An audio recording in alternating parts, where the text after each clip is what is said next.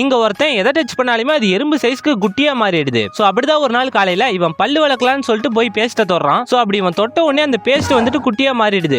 என்னது இது தம் தூண்டு ஆயிருச்சு அப்படின்னு சொல்லிட்டு சரி இப்போ பேஸ்ட் இல்லனா என்ன வெறும் பிரஷ்லயே வளர்க்கலாம் அப்படின்னு சொல்லிட்டு அந்த பிரஷை தொடுறான். சோ அப்படி இவன் தொட்ட உடனே அந்த பிரஷும் குட்டியா மாறிடுது. என்னடா நடக்குதுங்க, நம்ம தொடுறது எல்லாமே குட்டியா மாறிட்டு இருக்கு அப்படின்னு சொல்லிட்டு ஒண்ணுமே புரியாம அந்த பாத்ரூமோட டோரை க்ளோஸ் பண்ணிட்டு வெளியே வரான். சோ அப்படி இவன் பாத்ரூமோட டோரை தொட்ட உடனே அந்த டோரும் பாத்தீங்கன்னா செல்போன் சைஸுக்கு குட்டியா மாறிடுது.